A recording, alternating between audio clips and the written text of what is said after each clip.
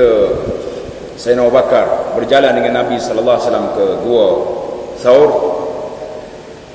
Jadi Abu Bakar sekali berjalan ke depan dalam peristiwa hijrah, sekali berjalan ke depan, sekali di belakang. Maka Nabi tengok, dia kata, "Ya Abu Bakar, kenapa ni tak tetap jalan depan belakang?" Abu Bakar kata apa? "Ya Rasulullah, ketika aku teringat mungkin orang duduk depan, saya lompat ke depan. Bila aku rasa ada orang kat belakang, saya duduk di belakang." Dia bimbang, takut-takut orang mari tangkap Rasulullah sallallahu alaihi wasallam ataupun apa-apa ke Nabi sallallahu alaihi wasallam. Sehingga dia berjalan sampai ke dalam gua. Nak masuk dalam gua pula, dia tak benar Rasulullah masuk dulu, dia yang masuk. Sayyidina Abu Bakar masuk. Biasa satu-satu. Ada lubang, dia tudung dengan kain. Ada benda-benda yang bahaya, tudung. Lepas dipastikan keselamatan, barulah Sayyidina Abu Bakar membenarkan Nabi kita sallallahu alaihi wasallam masuk. Sikap dia ataupun mauqif dia yang keempat yang menunjukkan kepada kuatnya iman Abu Bakar ini, sehingga disebut dengan nama ya'dilu iman ummah. Iman Sayyidina Abu Bakar ni kalau ditimbang dengan iman umat ini kuat, iaitulah dalam peperangan-peperangan yang berlaku. Dalam perang Tabuk, Sayyidina Abu Bakar pegang dia punya bendera. Tidak ada mana-mana waktu yang gawat. Dalam peperangan Badar contohnya, di saat orang tak berani nak pergi, iaitulah apabila bilangan mereka 300 orang lebih nak lawan dengan Quraisy, tentera Abu Jahal 1000 orang lengkap dengan senjata, bawa dengan artis-artis sekali. Pemain-pemain pelak lagu ni artis lah kita hari ni dah. Tak sebut nama apa artis lah, zaman jahiliah. Maka orang buat, kalau zaman kita kat Danga lah, satu rumah bangsa kecil, Nabi duduk situ. Mereka tanya, siapa nak jaga Rasulullah malam ni? Takut diganggu. Sayyidina Abu Bakar kata, aku jaga.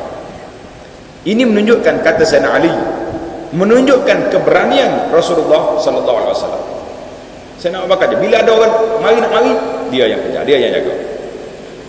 Maka pada malam itu Nabi sallallahu alaihi wasallam berdoa, bermunajat, Allahumma anjiz li ma wa'adtani.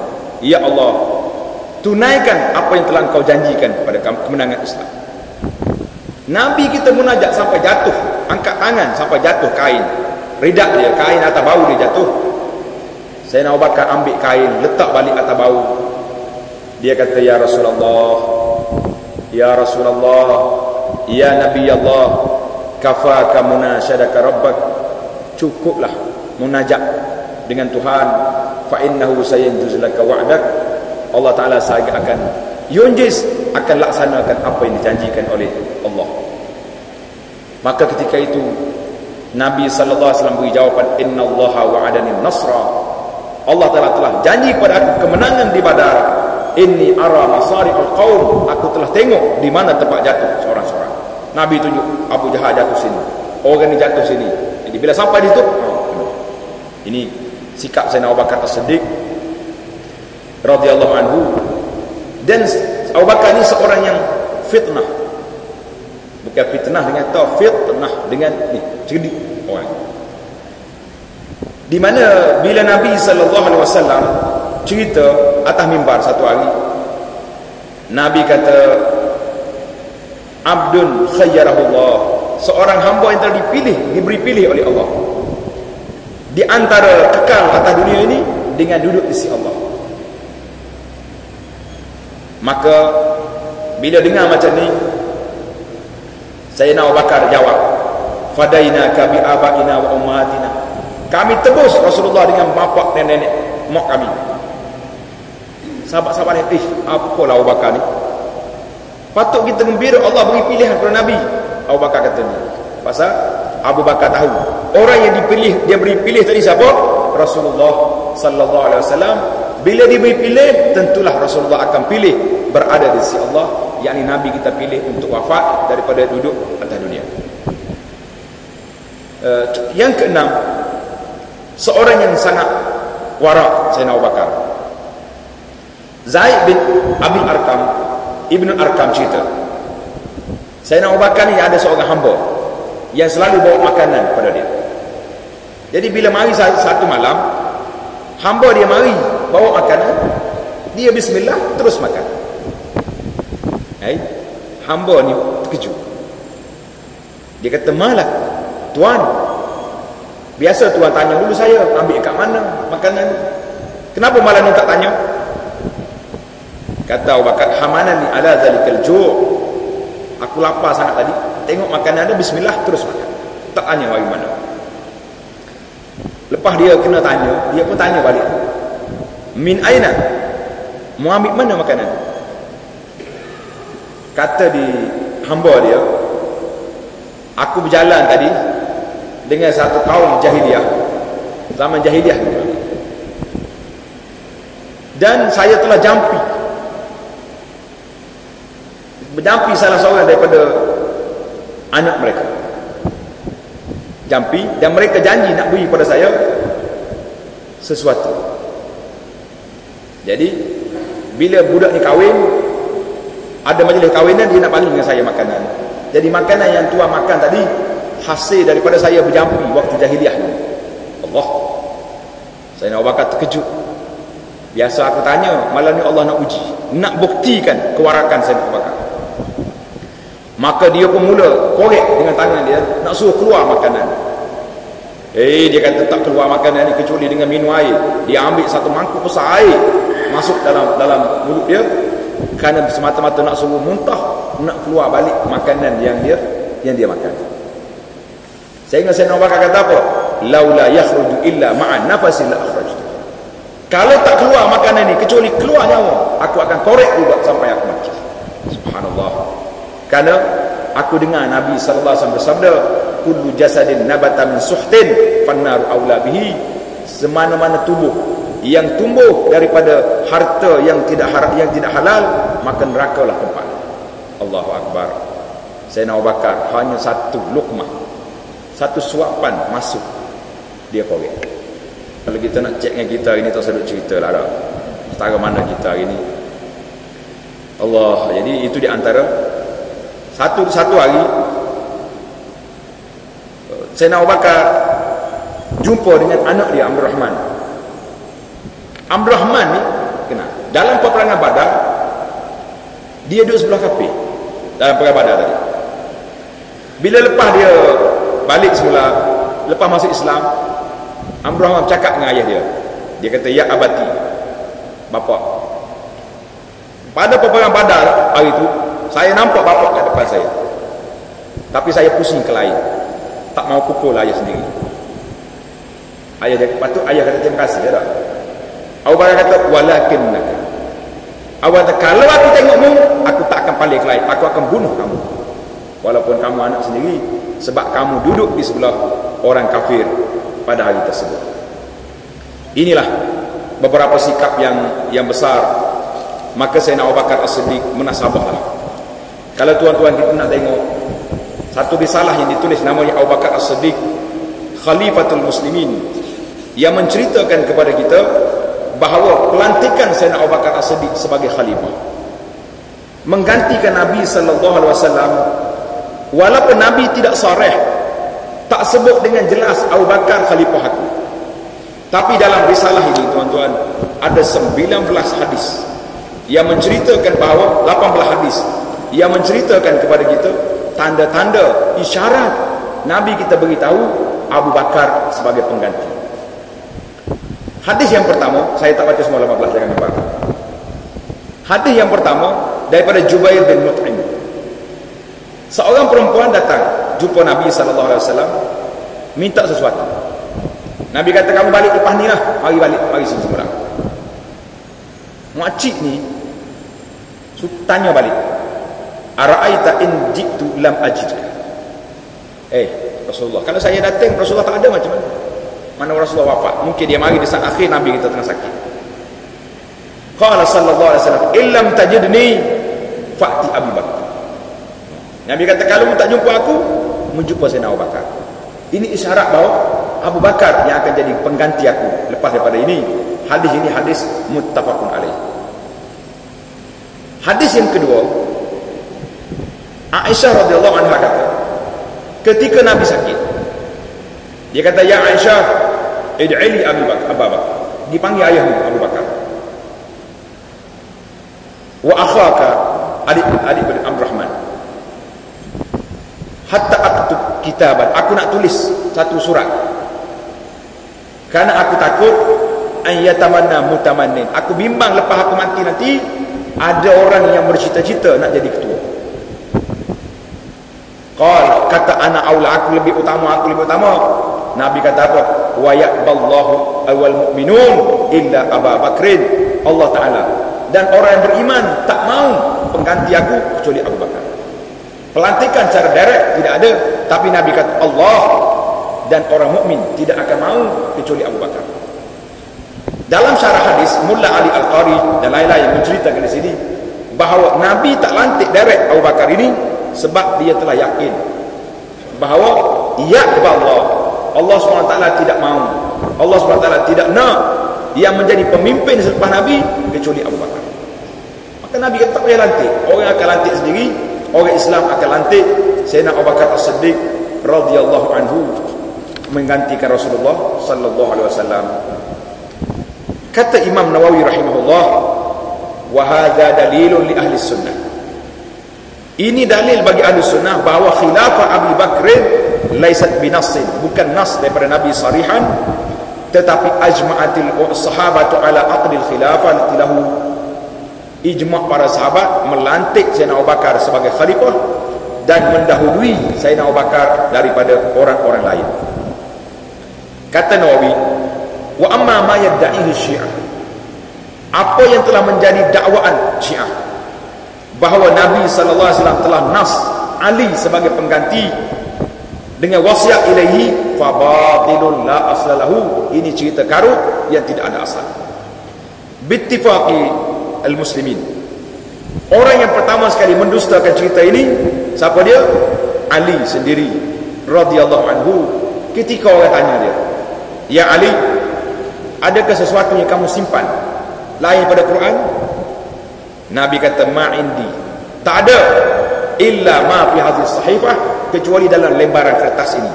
Dalam kertas itu hanya ada cerita tentang dia, orang yang bunuh orang, berapa bayarannya, berapa balasannya, itu saja yang ada. Jadi kalau Ali ada wasiat dia jadi khalifah, tentulah Sayyidina Ali akan keluarkan cerita yang tersebut. Banyak lagi lah tuan-tuan para jemaah sekalian, hadis Nabi sallallahu alaihi wasallam yang menyebut tentang Sayyidina Abu Bakar As-Siddiq. Jadi memadailah apa yang kita ringkaskan di sini bahawa Sayyidina Abu Bakar ini mengikut Ahlussunnah wal Jamaah, orang yang telah dipilih oleh Nabi sallallahu alaihi wasallam sebagai khalifah penggantinya, wa ya'ballah illa Abu Bakar. Bila Nabi kita wafat, ini satu sikap yang hebat Sayyidina Abu Bakar As-Siddiq. Bila Nabi wafat, orang tak boleh terima. Tak boleh terima Nabi kita sallallahu alaihi wasallam wafat. Orang yang paling kuat tak boleh terima siapa dia? Iaitulah Sayyidina Umar Ibn Al-Khattab radhiyallahu anhu, tak boleh nak terima. Dia kata mana ada mati. Bahkan Sayyidina Umar marah pula. Dia kata, siapa dia kata mati? Inna rijalan minal munafiqin yaz'umun anna Rasulullah qad mat. Umar kata orang munafikin kata Nabi wafat. Mana Umar ni tak boleh terima di peringkat awal. Yang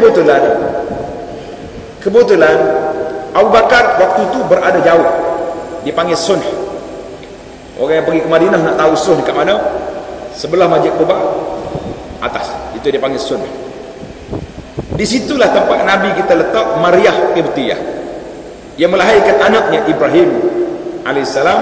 Jadi Sayyidina Abu Bakar tengok Nabi ada rumah di sini, dia letak seorang isteri dekat situ. Tujuan dia nak dekat dengan Nabi sallallahu alaihi wasallam. Jadi ketika Nabi wafat, Abu Bakar ada di sana. Bila orang cerita pada Sayyidina Abu Bakar Nabi dah wafat, Abu Bakar lari balik ke Madinah. Tengok orang duduk orang dalam panik dekat rumah Nabi. Sayyidina Abu Bakar syahiran saifahu, dan Sayyidina Umar mengangkat pedang dia, marah siapa dia kata Nabi wafat, duduk berceramah di situ. Abu Bakar mari, diam ya Umar. Umar tak irau.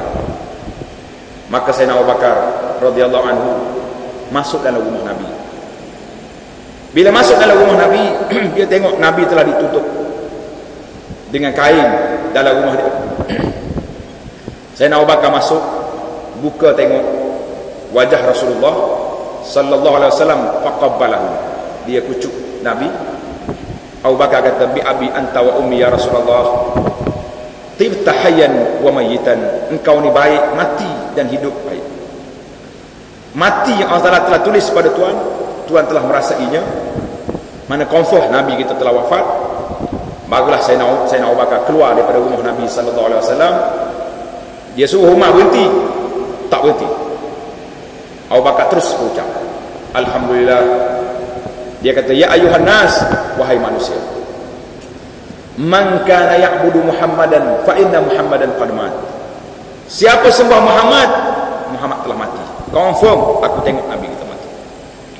Wa man kana ya'budullah, siapa dia sembah Allah, fa innallaha hayyun la yamut, Allah Taala hidup tak mati. Kemudian dia baca ayat, wa ma Muhammadun illa rasul qad khalat min qablihi ar-rusul afa imma ta'aw qutilan qalabtum ala aqabikum wa man yanqalib ala aqibaihi falan yadurra Allah shay'a wa sayajzi Allahu asy-syakirin. Wa ma Muhammadun illa rasul, Muhammad ini hanya rasul. Qad khalat, telah berlalu rasul-rasul yang banyak, yang ramai sebelum daripada dia. Apakah kalau dia mati kamu nak berpaling tadah? Bila Nabi Sayyidina Abu Bakar baca ayat ini, kata di sahabat Sayyidina Umar duduk tegurnya ke tanah. Dia kata laka'anna nas, seolah-olah manusia tak dengar lagi ayat ni kecuali apabila disebut oleh Sayyidina Abu Bakar As-Siddiq. Sayyidina Abu Bakar telah beri kata-kata yang keramat, man kana ya'budu Muhammadan fa inna Muhammadan qad mat. Siapa dia sembah Muhammad, Muhammad mati. Sembah Allah, Allah tidak mati. Ketika itulah sahabat-sahabat yang dalam kepanikan sedar balik, undur balik daripada sikap yang begitu keras. Maka Sayyidina Abu Bakar selesai daripada tengok jenazah Rasulullah sallallahu alaihi wasallam, maka berlakulah peristiwa pelantikan Sayyidina Abu Bakar di satu tempat nama dia Saqifah Bani Sa'idah. Kalau tuan-tuan pergi Madinah sekarang ni, dia panggil Hotel Anwar Madinah bermimpi. Depan tu nampak ada taman, kebun. Dia tulis Saqifah Bani Sa'idah. Di tempat lokasi itu tidak dibuat bangunan sebagai tanda. Maka Sayyidina Abu Bakar bila dengar orang nak berhimpun dekat situ, Abu Bakar pergi sekali dengan Sayyidina Umar bin Khattab, yang akhirnya Sayyidina Abu Bakar dilantik menjadi khalifah di saat itu. Bila lantik jadi khalifah, barulah diuruskan jenazah mayat Rasulullah sallallahu alaihi wasallam. Insya-Allah tentang cerita wafat Nabi ini kita akan cerita dalam tajuk khas tentang wafatir Rasul sallallahu alaihi wasallam. Kerana biasa kita ni mari bulan Rabiul Awal kita duk cerita Nabi lahir je. Nabi beranak, jumpa dengan Abu Jahal, Abu Lahab buat maulud contohnya. Lepas pada tu selawat, makan, balik. Tak jumpa Nabi kita perang. Jadi kita akan tukar tajuk, iaitulah bulan Rabiul Awal, bulan wafat Rasulullah sallallahu alaihi wasallam. Kerana dengan kewafatan Nabi banyak benda yang berlaku, banyak fitnah yang berlaku. Jadi beberapa peristiwa yang menarik, iaitulah tentang Jaish Usamah. Sayyidina Abu Bakar telah melepaskan Usamah ni umur 17 tahun. Nabi kita hantar dia pergi bertemu dengan Rom. Sampai di dekat dengan nak keluar Madinah, tiba-tiba Nabi wafat. Tentera ni tak berani pergi. Bila Sayyidina Abu Bakar dilantik, mari beberapa orang sahabat Abu Bakar, Usamah umur 17 tahun lebih, takkan nak jadi ketua. Abu Bakar marah pada Sayyidina Umar, dia pegang janggut Sayyidina Umar, dia pegang. Dia kata setelah ummuka ya ibn al-Khattab, susahlah makmu macam ni ya ibn al-Khattab. Apakah berani aku lantik seorang ketua lain daripada yang dilantik oleh Rasulullah sallallahu alaihi wasallam? Ini Sayyidina Abu Bakar punya hebat. Bila masuk pula orang riddah, orang murtad, tak mau bayar zakat contohnya, Sayyidina Abu Bakar telah bersumpah, wallahi kalau mereka tak bagi kepada aku anak unta yang telah mereka beri pada Rasulullah sallallahu alaihi wasallam dalam zakat, aku akan perang mereka. Sayyidina Umar mari, ya Abu Bakar, berlembutlah sikit. Kita dalam keadaan huru-hara hari ini. Abu Bakar kata apa? Ini satu peristiwa yang cukup tegas. Sayyidina Abu Bakar radhiyallahu anhu, dia kata, ya Umar, wahai para sahabat, Rasulullah datang bawa agama ini telah sempurna. Aku tidak mau agama ini kurang di saat Abu Bakar masih hidup radhiyallahu anhu. Satu tegas yang cukup menarik untuk kita belajar. Jadi banyak lagi lah sikap sahabat Abu Bakar As-Siddiq. Di zaman dia juga berlakunya dikumpul Al-Quranul Karim, dan di akhirnya wafatnya Sayyidina Abu Bakar As-Siddiq bila, iaitu Abu Bakar meninggal pada hari Isnin 22 Jumadil Akhirah tahun 23 Hijri, dan bersamaan dengan 634 setelah dia berlaku demam humma. Ya, humma ni maksudnya demam panas.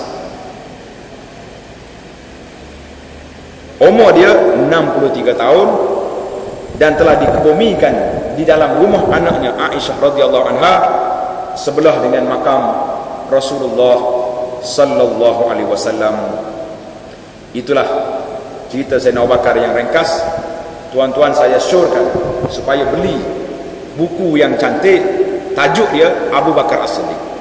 Bahasa Arab pun ada, bahasa Indonesia ada, Malaysia saya tak pasti, dan bahasa Inggeris ada, yang ditulis oleh sahabat kita Dr. Ali Muhammad As-Salabi. Dr. Ali Muhammad As-Salabi, dia tulis tajuk Abu Bakar As-Siddiq radhiyallahu anhu. Bagi saya di zaman Abu Bakar dicerca, dihina ini tidak munasabah. Tidak ada cerita Abu Bakar ini dalam rumah orang Muslim di saat ini. Itulah Sayyidina Abu Bakar As-Siddiq radhiyallahu anhu. Ini dicemburu oleh Sayyidina Umar Ibn Khattab. Umar kata apa? Umar Ibn Khattab apabila disebut tentang Abu Bakar menangis. Sayyidina Umar kata apa? Aku berharap benar kalau aku dapat lakukan satu amalan semuanya yang dilakukan oleh Abu Bakar satu hari dan satu malam. Bila ke malam? Malam ialah malam Sayyidina Abu Bakar pergi ke gua dengan Nabi sallallahu alaihi wasallam yang saya sebut tadi. Dan hari bila? Hari kewafatan Rasulullah sallallahu alaihi wasallam, Sayyidina Abu Bakar yang telah menenangkan keadaan yang begitu huru-hara.